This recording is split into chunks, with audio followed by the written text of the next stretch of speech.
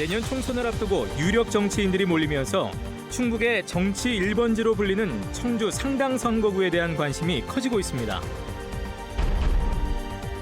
세종시가 새 경제성 분석 결과를 내세워 세종역 신설을 다시 추진하자 충청북도가 자체 분석 결과일 뿐이라며 확대 해석을 경계했습니다. 김영환 충북지사가 폐기물 업체에서 30억 원을 빌린 것을 두고 연일 논란입니다. 충청북도는 문제없다는 자체 조사 결과를 내놨고 시민사회단체는 검찰 고발을 예고했습니다.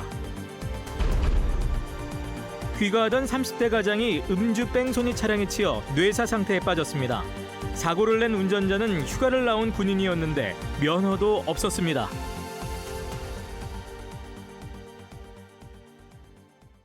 시청자 여러분 안녕하십니까? 계속해서 뉴스데스크 충북 소식입니다.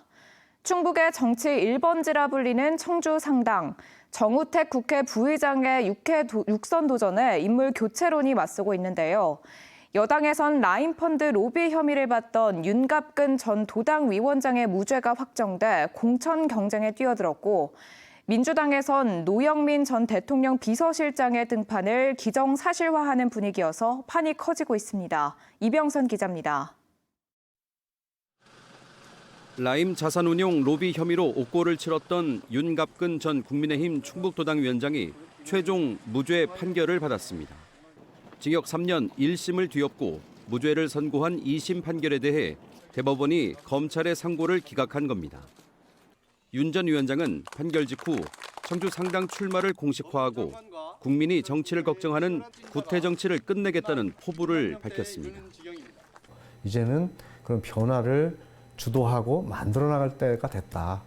그것은 곧 상당구에서 시작할 것이고 상당구의 변화가 청주의 변화를 갖고 올 것이라는 확신을 갖고 있습니다. 이에 따라 국민의힘에서는 육선에 도전하는 정우택 국회 부의장과 윤 전 위원장의 공천 경쟁이 불붙게 됐습니다. 국회의장 물망에도 오를 당내 최다선 의원의 역할론을 내세우는 정우택 부의장은 오는 16일 출판 기념회를 열고 사실상의 출정식에 나섭니다.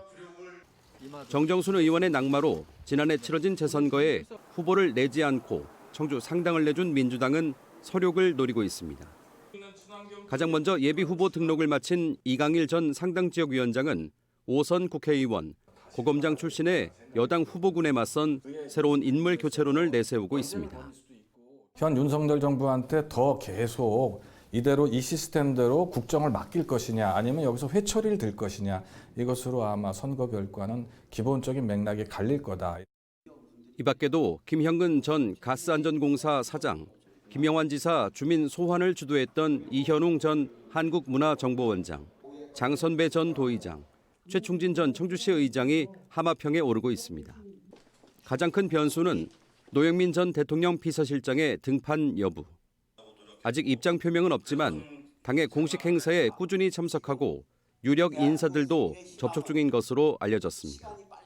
다음 달 공천관리위원회가 구성된 이후 당선 가능성을 고려한 인물 차출설이 가시화하면 전면에 나설 가능성이 거론되고 있습니다.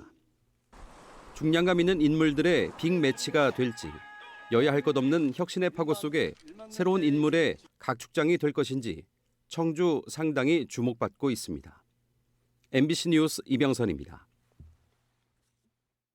세종시가 KTX 세종역 신설의 타당성을 뒷받침하기 위해 새로운 경제성 분석 결과를 내놓고 대정부 설득에 나섰습니다.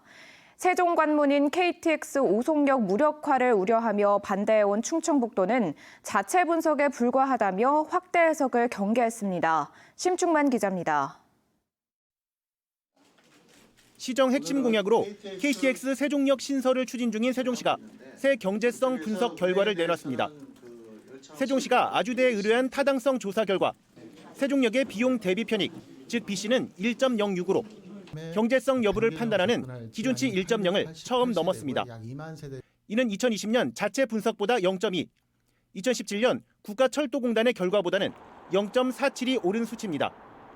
공공기관 추가 이전과 인구 증가에 따라 국가 교통 수요 예측이 개선됐기 때문이라는 게 세종시의 설명입니다. 국회 세종의사당과 대통령 제2집무실 이전은 아직 반영하지 않은 게 이 정도라고 말했습니다. 경제성을 확보했다고 자평한 세종시는 당장 올해 안에 세종시민 7만 8천여 명의 서명부와 함께 정부에 전달할 방침입니다. 경제성이 충분하다는 객관적인 데이터를 확보했습니다. 또한 서명운동을 통해서 시민의 여망까지 확인한 만큼 앞으로 KTX 세종역 설치를 위해 적극적으로 나가도록 하겠습니다. 세종관문인 오송역의 역할 축소를 우려하며 세종역 신설에 반대해온 충청북도는 세종시의 자체 분석일 뿐이라고 평가절하하며 침착한 대응을 예고했습니다. 그러면서 경제성에 더해 안전성과 고속철도 효율성 등을 이유로 정부도 반대라는 점을 강조했습니다. 세종시에서 한 용역이기 때문에 그 부분에 대해서는 중앙정부 차원에서 어떤 검증 절차가 좀 필요하다고 보고 있습니다. 한편 충북 범도민 비상대책위는 성명을 내고 균형발전 명분으로 탄생한 세종시가 주변 상생을 외면하는 것은 자기 부정이라며 경제성과 관련 없이 추진해선 안 된다고 주장했습니다. MBC 뉴스 심충만입니다. 중부내륙 특별법 제정을 기념하는 범도민 축하 행사가 내일 오후 4시 충북대 개신문화관에서 열립니다.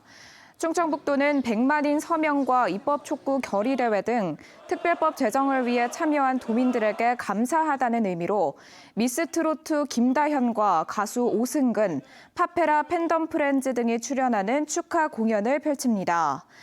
충북이 주도한 중부내륙 특별법은 수자원이나 산림보호 등 공공을 위한 각종 규제에 대해 보상해야 한다는 취지로 발의 1년 만인 지난 8일 국회 본회의를 통과했습니다. 김영환 지사가 지역 폐기물 업체에서 30억 원을 빌린 것을 두고 연일 논란입니다. 이해 충돌과 대가성 의혹이 불거지자 충청북도는 직무 관련성이 없다는 결론을 냈고 시민사회는 김 지사를 고발하기로 했습니다. 정재영 기자입니다. 김영환 지사가 서울에 소유한 한옥 건물과 땅입니다. 김 지사는 지난 10월 이 부동산을 담보로 청주의 한 폐기물 업체에서 30억 원을 빌렸습니다. 앞서 맺은 건물 매매 계약이 투기 논란에 깨져 급하게 돌려줄 중도금이 필요했다는 게 김 지사의 설명입니다. 업체는 지인에게 소개받았고 연 4.2%의 이자와 매수 우선권을 주는 조건이라고 덧붙였습니다. 그런데 돈을 빌려줬다는 A 업체의 주소지에 가봤더니 B 업체의 폐기물 소각장이 나옵니다. 알고 보니 최근 충청북도 산하기관인 충북경자청에 산업단지 폐기물 매립장 증서를 신청했던 C 업체의 서류상 주소지도 이곳이었습니다. 여기 원래 공사 공장입니다. 이 부지 안에 아무것도 없는 거 말고요? 네, 없습니다. 등기부를 봤더니 돈을 빌려준 A 업체 사내이사는 매립장 논란이 된 C 업체에서 사내이사로 일했던 인물. C 업체의 사내이사였던 또 다른 인물은 소각장을 운영하는 B 업체의 대표이사로 재직 중입니다. B 업체를 중심으로 이해 충돌과 대가성 의혹이 제기된 배경입니다. 알 수 없는데요, 지금. 들이마시겠습니다. 김영환 지사는 B 업체 회장은 알지만 업무와 관련이 없고 돈을 빌려준 A 업체가 무슨 일을 하는지는 몰랐다며 해명하고 있습니다. 이해 충돌 소지가 있다는 걸 뒤늦게 알았고 도에 신고했으니 결과를 지켜보겠다는 입장입니다. 이해 충돌이라는 것이 그게 항상 논란은 됐지만 그게 법으로 이렇게 성환된 거를 저는 몰랐고 신고 기간이 약간 논란이 있을 수 있는데 신고를 했습니다. 지금 저한테 돈을 빌려주는 회사가 그런 신고의 의무가 있는 또 그런 도하고 관련이 있는 업체인가를 지금 조사하고 있어서 시민사회단체들은 대가성이 의심되는데도 납득할 수 없는 변명을 하고 있다며 엄정한 수사를 위해 검찰 고발을 예고했습니다. 아이동 집이 자기 소유인데 그 집을 담보로 금융권에서 담보대출을 받거나 이런 방식을 취할 텐데 너무나 이상한 방식으로 그리고 이해충돌 방지법에도 저촉이 되는 방식으로 이 30억을 빌렸다는 것 자체가 이제 어떤 대가성이나 이런 가운데 충청북도는 돈을 빌려준 업체가 이후 도와 진행한 업무가 없다며 직무 관련성이 없다는 결론을 냈습니다. 충북경자청에 2차례나 매립장 증서를 신청했던 C 업체와의 연관성에 대해선 확인할 권한이 없다고 설명했습니다. MBC 뉴스 정지영입니다. 새벽까지 배달일을 하다 귀가하던 30대 오토바이 운전자가 음주 뺑소니 차에 치여 지금도 의식을 찾지 못하고 있습니다. 아내와 자그마한 샌드위치 가게를 운영하며 프랜차이즈 창업의 꿈을 키워가던 새 신랑이었는데요. 뺑소니 운전자는 포상휴가 나온 군인이었는데 사고를 낸 사실을 알고도 달아난 것으로 드러났습니다. 이초원 기자의 보도입니다. 통행 차량이 많지 않은 심야 시간 도심의 왕복 6차로 도로. 갑자기 불이 번쩍하고 빛나더니 검은색 승용차 한 대가 앞서가던 오토바이를 그대로 들이받습니다. 충격으로 오토바이가 멀리 날아갈 만큼 큰 사고였지만 사고를 낸 차량은 멈추지 않고 그대로 현장을 벗어납니다. 피해자가 타고 있던 오토바이입니다. 오토바이는 사고 당시 충격을 보여주듯 이곳저곳 부서졌습니다. 사고를 당한 오토바이 운전자는 지난 10월 결혼한 아내와 작은 샌드위치 가게를 운영하던 30대 젊은 가장이었습니다. 경기가 좋지 않아 인건비를 아끼려고 직접 오토바이 배달에 나섰고 사고 당시도 마지막 배달을 마치고 귀가하던 길이었습니다. 경기가 많이 안 좋으니까 배달비 아끼겠다고. 그때가 12시쯤 이제 마지막 배달이 들어와서 저는 집에서 기다리고 있는 상황이었고요. 사고를 내고 달아난 승용차 운전자는 포상휴가를 나온 22살의 군인. 사고 직후 근처에 차를 버리고 달아났지만 경찰 추적 끝에 현장에서 5km 떨어진 집에서 붙잡혔습니다. 사고 발생 후 10시간이나 지났지만 혈중 알코올 농도는 0.028%. 사고 당시로 역추산하면 0.11%로 면허 취소 기준인 0.08%보다 높은 수치였습니다. 더구나 지난해 음주운전으로 면허가 취소돼 가족 명의로 차를 빌려 운전한 사실도 드러났습니다. 그 사이 도로에 방치됐던 30대 가장은 아직도 의식을 회복하지 못하고 있습니다. 그래 애가 두 가지 바닥에 누워져 있는데 병원이라도 데려가줬으면 지금 술 만치는 안 됐을지도 모르지요.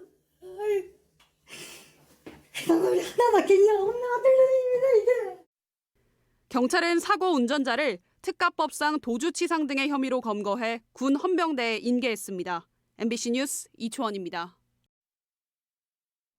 청주의 한 아파트 단지에서 사흘째 흙탕물이 나와 주민 불편이 이어지고 있습니다. 청주시 상수도사업본부 집계 결과 지난 12일 오후 5시쯤부터 오송읍의 한 아파트 단지를 비롯한 천여 가구에서 오염된 수돗물이 나온다는 민원이 160건 이상 접수됐습니다. 청주시는 상수도관을 보수하는 과정에서 흙과 모래가 들어가 저수조물을 빼내는 작업을 벌였지만 탁수 현상이 해결되지 않았다며 오늘 밤 수도관 세척 작업을 통해 깨끗한 물을 공급할 예정이라고 밝혔습니다. 체중은 물론 체지방률까지 측정할 수 있는 스마트 체중계가 시중에 많이 팔리고 있는데요. 과연 얼마나 정확할까요? 한국소비자원이 스마트 체중계 품질을 시험 평가해봤습니다. 조미애 기자입니다.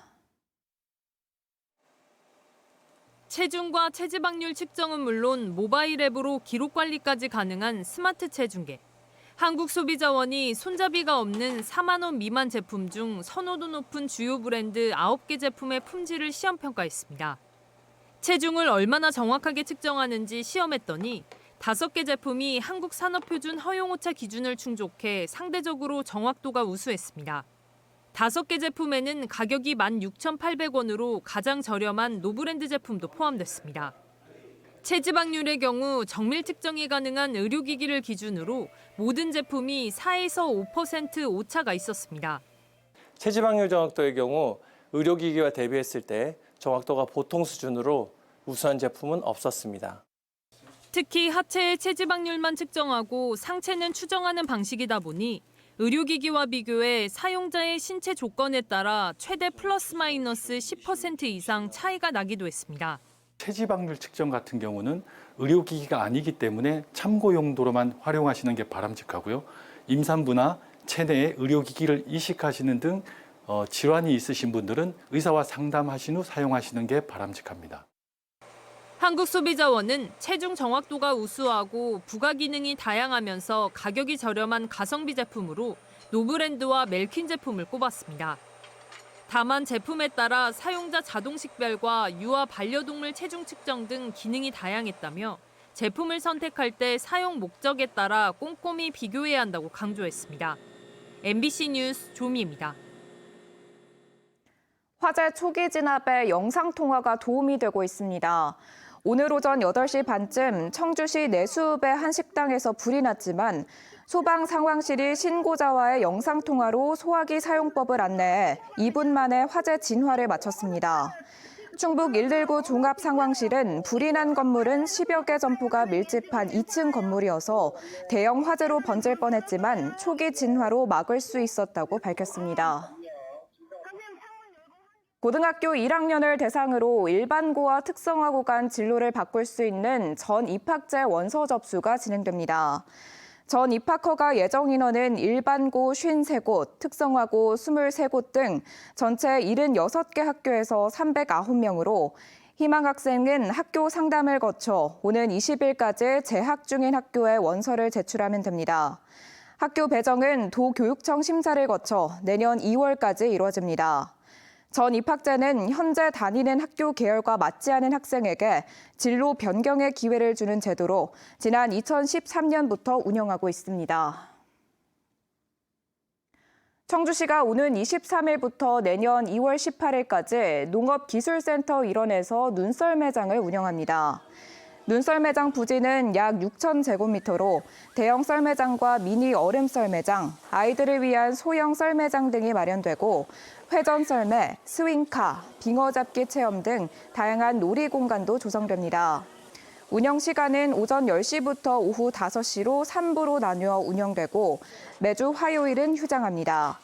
이용료는 2,000원이고 빙어 잡기, 스윙카 등 체험료는 별도입니다. 2025년 영동에서 열리는 세계 국악 엑스포의 성공 개최를 위해 대한민국 농악연합회가 힘을 보탭니다. 뉴스데스크 충북 소식 마칩니다. 고맙습니다.